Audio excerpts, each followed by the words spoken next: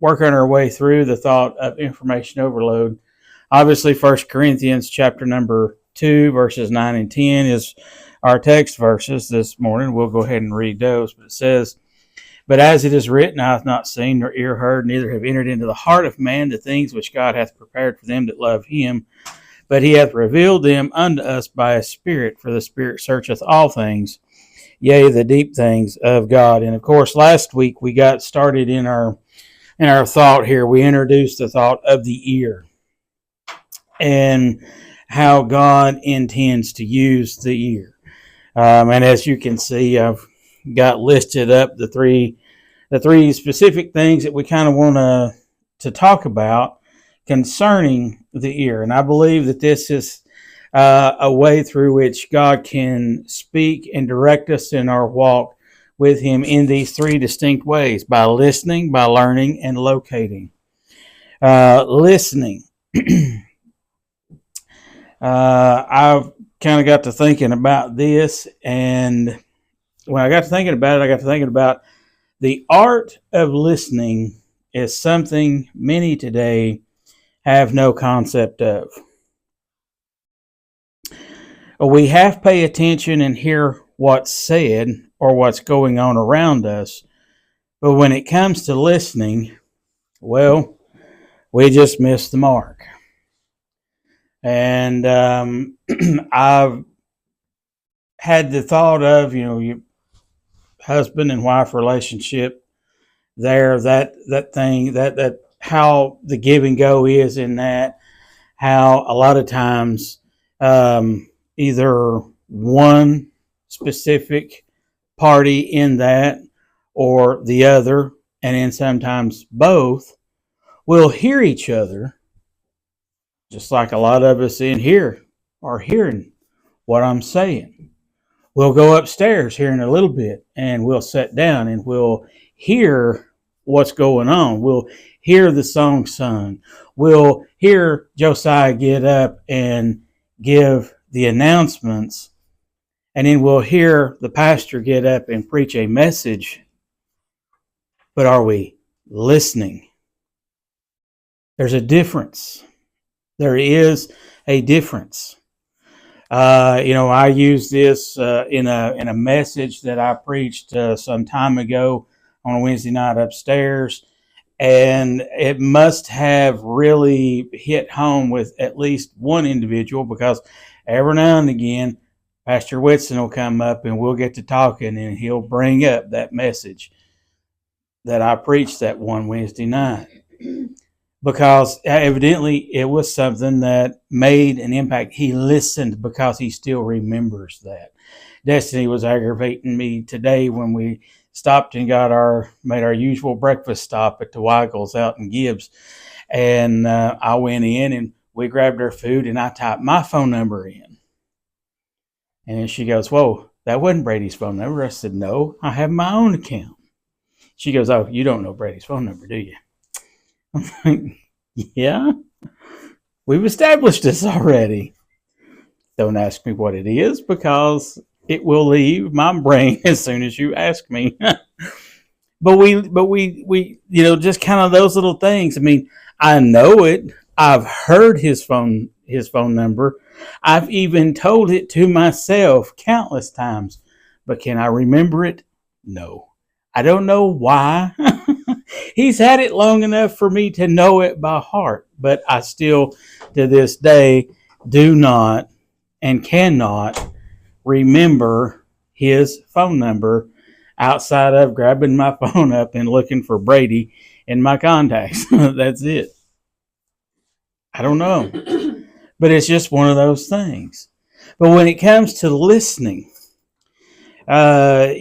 we oftentimes, kind of going back to the analogy we were using with a husband and wife. I mean, there's times that I have in, and it's not been that long ago, I'm sure, that she'll be saying something, Lori will be talking, and I'm hearing her, but I'm not, mark the tape, fully listening to her. Hush. I did hear that. And that's the issue. That causes an issue. Now, can I repeat back everything that I heard her say? Oftentimes I do. Does it really fully resonate within me of what she's talking about? Not as much as I would like to, or as much as she would like to, but it happens. And you say, "Well, that's kind of that's kind of silly, and everything." Well, let's bring it into the church house. Like I said, we have put out, we have done and tried all kinds of tricks. And I got one sitting here this morning that can attest to this. That they have gotten up and tried to give announcements out, and yet people hear Josiah telling them what we've got coming up, only to 5 minutes later go, well, I didn't hear that. You wasn't listening.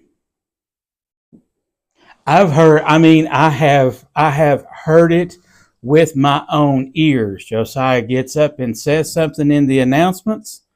We'll have the scripture reading. We'll take up the offering and get down here and start talking about it. And one individual that was sitting there listening will come down here and profess he didn't hear anything and that we're making it up.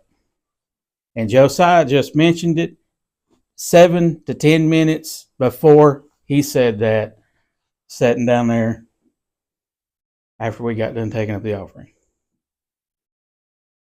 We don't listen. We come to church. A lot of you are sitting in here. You're listening to me get up here and teach a lesson. But how many of us is taking it to heart and taking it out of this room? When we go upstairs and we hear the preacher who's been studying all week long to give us a message from the Lord, how many of us go up there and take what he is pouring out of himself and take it with us, and it impact our lives in a way that we approach our work week when we leave this place, that we are approaching it from a different perspective. Many of us, we come in, we hear what's going on, we hear what the preacher says, we hear what the Sunday school teacher says, we hear what the special singing is, and we rejoice in that, and as soon as we get up, it's gone. Because we're not listening. That is how God is trying. If we want to find God's will for our life, we have to get in tune with him and listen. For that husband and wife, boyfriend-girlfriend relationship to have a lasting effect, you have to get in tune with one another and learn how to listen. Now, in my experience, Lori likes to talk. It doesn't look like that, but she likes to tell me stuff. I can communicate in my way back to her, and she doesn't even get it. Not just for the simple fact that I'm talking or saying something, but not only that, but we have to listen to the actions of one another. Our body language says a lot. The way we approach things says a lot if we're listening and paying attention with one another. The same thing is true when it comes to the house of the Lord. Same thing is true when it comes to our Christian walk with God. When we are coming intentional, wanting and looking to hear and find something that God has for us, and we listen, we'll hear it. You'll know. How many of you have ever prayed this prayer? God, I want to do your will, but you got to show me what your will is. How many of us have ever prayed that prayer? Only to then never listen for the answer. I've always heard it said that you'll find God's will when you're right in the middle of it. That's true. Because a lot of it is just taking that step of faith in what God is calling you to do. You'll know the difference between, is it God or is it self? If it's self, chances are it's never going to pay. It's never going to pan out. It's never going to have any kind of lasting effect. If it's of God and God's working in your life and dealing with you and leading you, then it's going to last. Generally speaking, we can cut that off this anytime we want. All we got to do is just quit listening. A lot of married people who have been married for years and years and years, and then later on in life get divorced. What happened with somebody who's been married 30, 40 years and then to only at that point in time get a divorce? It's because they quit listening to each other and they have drifted apart. The same thing is true with us as Christians. We can be so in tune with God one minute and then so completely out of tune the next.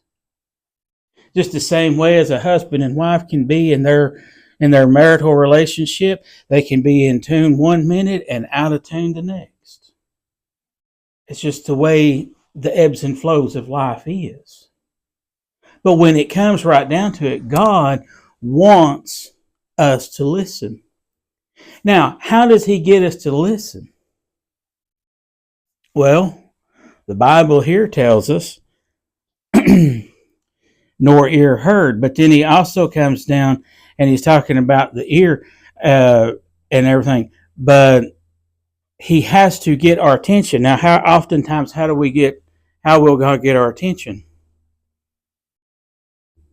Something big happens in our life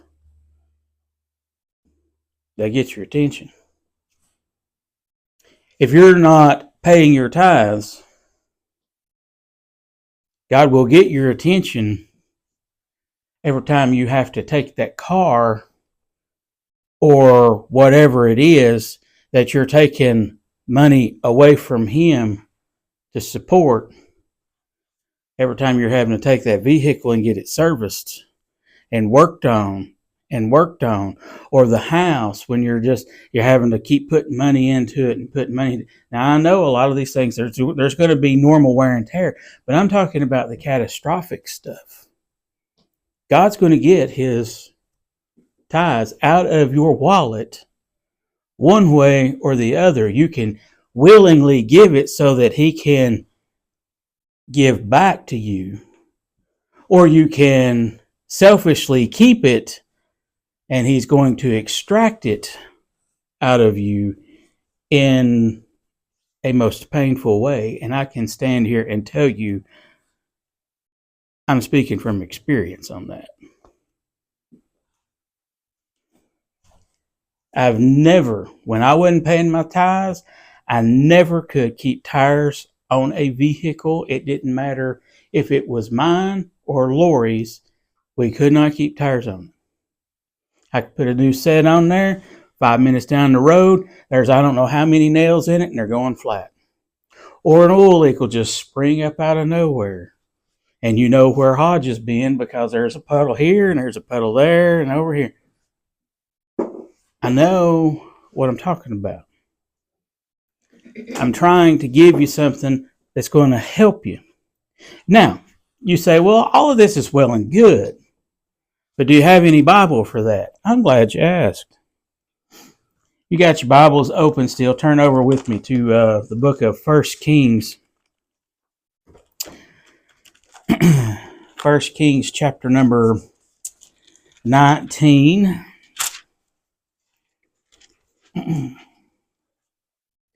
And verse 9. Now I referenced this last week and I went ahead and put it down this week because it fits so well here. Here we see Elijah. He has He has just had the great, in chapter 18, he had just had the great revival on Mount Carmel. He has prayed the rain. Fire fell from heaven, and he's now wiped out all of the false prophets. Now he's going to pray for rain. In verse number 1 of chapter 19, we see that Elijah flees from Jezebel, who promised that she was going to make him the next day as he had made all of her false prophets.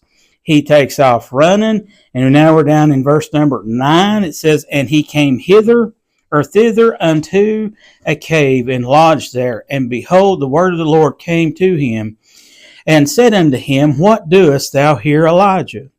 And he said, I have been very jealous for the Lord God of hosts, for the children of Israel have forsaken thy covenant, thrown down thine altars." Now he just repaired them. He just built them back. And now he's saying they've thrown them down again. "Slain thy prophets with the sword, and I, even I only, am left, and they seek my life to take it away. And he said, Go forth and stand upon the mount before the Lord. And behold, the Lord passed by, and a great and strong wind rent the mountains, and brake in pieces the rocks before the Lord. But the Lord was not in the wind. And after the wind, an earthquake, but the Lord was not in the earthquake. And after the earthquake, a fire, but the Lord was not in the fire. And after the fire, a still small voice." He's going to get our attention by using things that we're going to hear and experience in our life. Some of those things can be,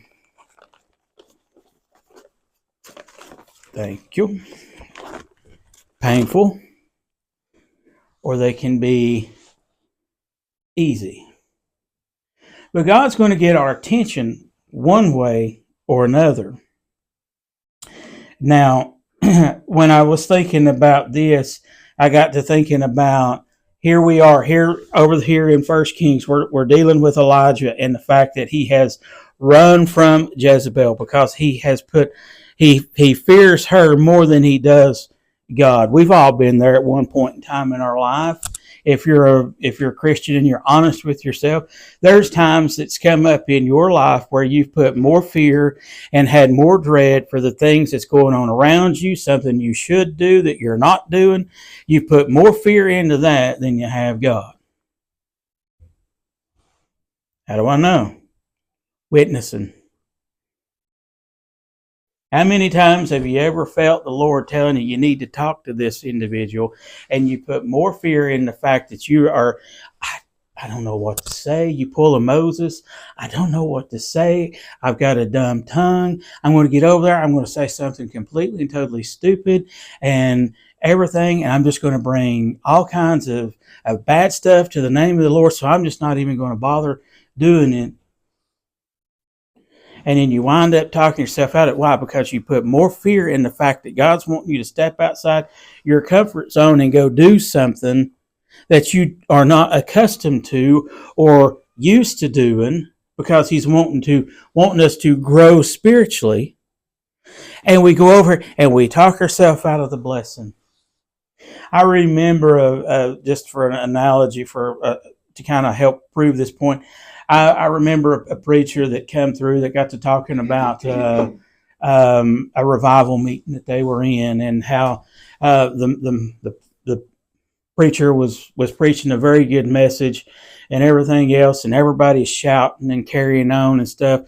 And the Lord put it on his heart to go grab, of all flags, the American flag, and just wave it around and carry it around the church. And he sat there and talked himself out of doing that, saying, no, Lord, that's going to be too distracting, all this, that, and the other. Had every excuse known to man.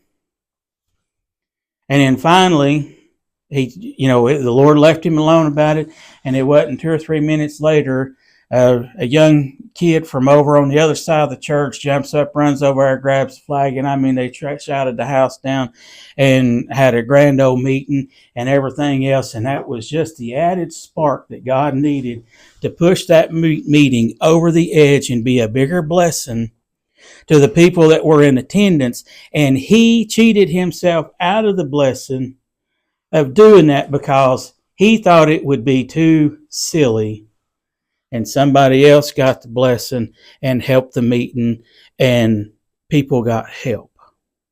That's what I'm talking about. A lot of times when it comes to this stuff, here he's told Elijah. We read it. He told Elijah, go to the opening of the cave. And then it's talking about the Lord. The Lord caused all of that stuff to happen. But that was not what he was wanting to get Elijah's attention with. He was teaching him a lesson in all of this. So when it comes down, you can hear a lot of things. You're going to hear a lot of things. I mean, I was on Facebook the other day, and I got to scrolling and everything, and I really wasn't going to bring this up, but it kind of fits, so we're just going to go ahead and throw it in here. But I got to listening to, I was scrolling through, and because, I've got our page, and I do a lot with it, and I do a lot with following the church page, and I do a lot of other churches that I follow and like to listen to and stuff. So I get a lot of what you want to call so-called preaching on my reels that pop up. I don't do TikTok. I do the reels. So I'm a reel guy. So as I'm watching some of these, there's a church. A guy gets up, and what he said was really good, but doctrinally speaking, he's not quite there, because he's and when you just stop and this is how Satan works. He'll get you into something, and then you'll scroll right and you'll be, oh, that guy, well, what he's saying sounds pretty good. I agree with that, and I agree with that. I mean, that's a little hard, but I can see where he's coming from, and all this and that. And then you find out when you start when you start peeling back the layers of that onion, you'll find out right quick where it's coming from. And there's a lot of good preaching on there. That's not a lot of charismatic, but it's coming from that Pentecostal charismatic realm and stuff. And if you're not careful as a Baptist, you'll get sucked into that stuff. And you'll like what this guy's saying, and I ain't hearing that at my church. Well, there's a reason. There's a reason you're not hearing that in this church, because it's not quite from God. See, the Bible tells us that Satan can transform himself into an angel of light so as to deceive us.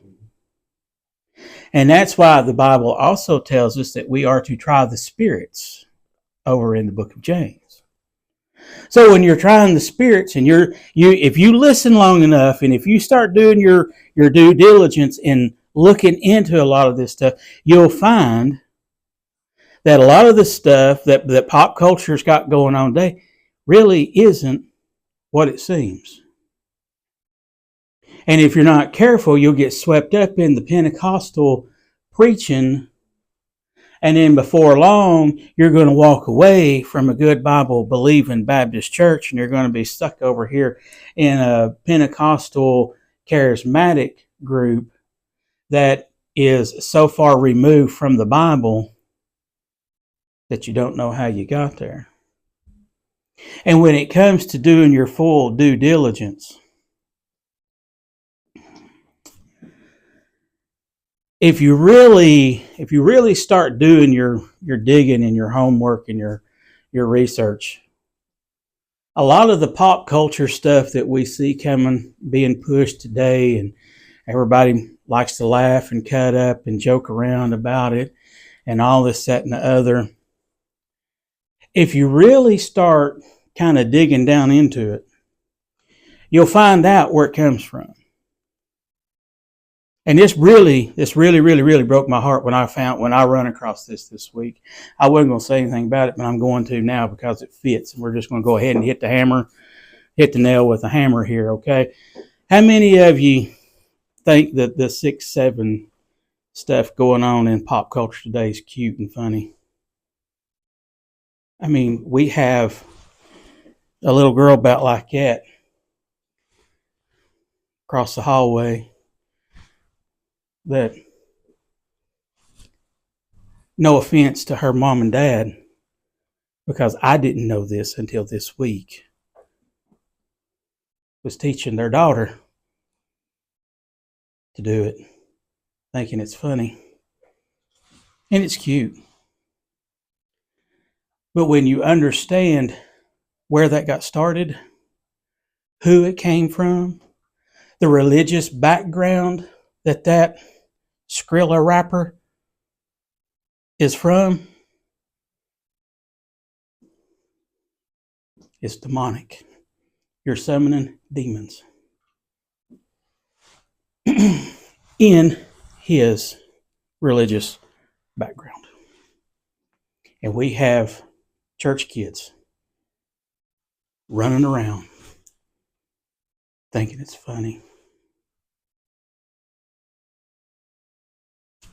You wonder why. I mean, I know it got, you felt the room. It got real. And you wonder why nobody wants to come to church.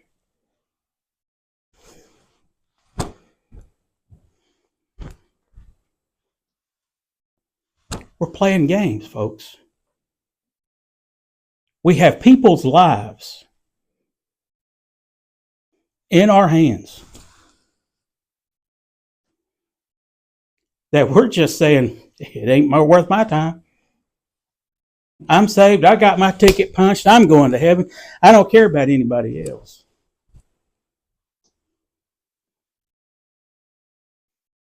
And we just fall right in line with the rest of the world, carrying on like all this stuff ain't bad because we don't want to believe it's bad. But when you hear the rapper himself in an interview saying it's all about two spirits that go by the number 6 and the number 7, and that you are summoning demons, this is the rapper himself. This ain't nobody else talking. This is the rapper himself. And we got church kids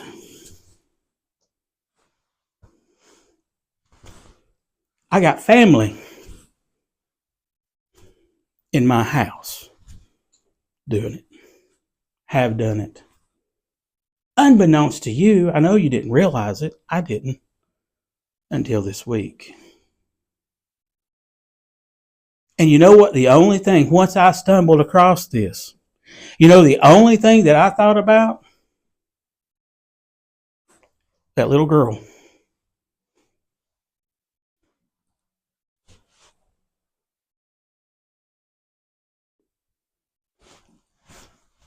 We're trying our best to put what we can out there for you, but you've got to start listening. You've got to start taking this stuff and realizing this is real. I know a lot of stuff I've got up here and said probably went in this ear and right out that ear, and you've probably walked out of here thinking, I'm a crazy man. Trust me, I was in your shoes once.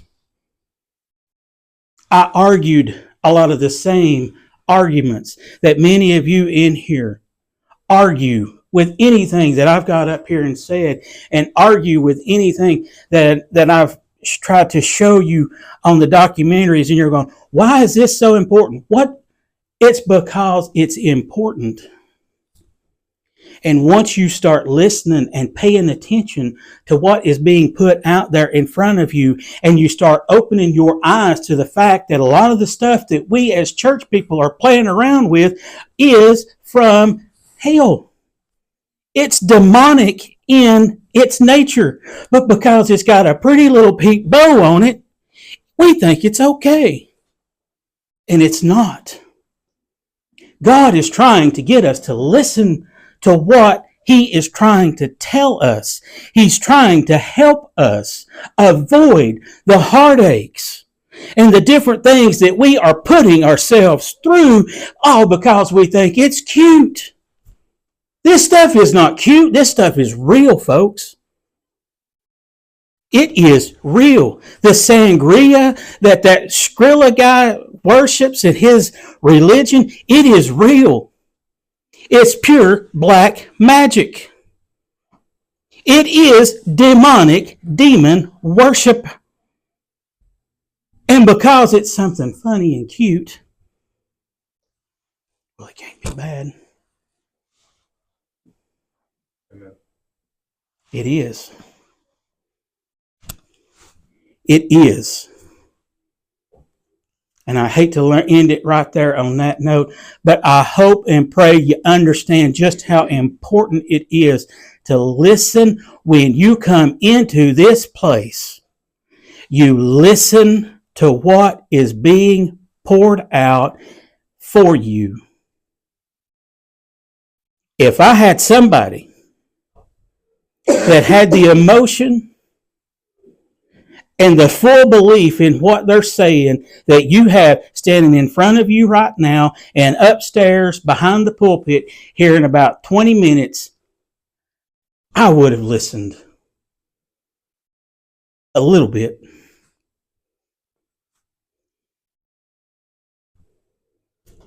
But I had people, when I was coming up, just playing a game. This ain't a game. This is real life. It has real consequences. The things we do have consequences.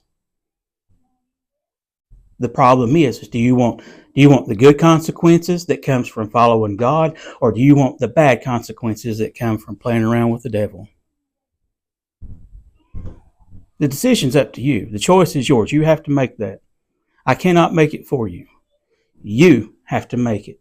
You have to make a change in what you listen to, what you watch, what you put yourself and make yourself a part of. Only you can do that.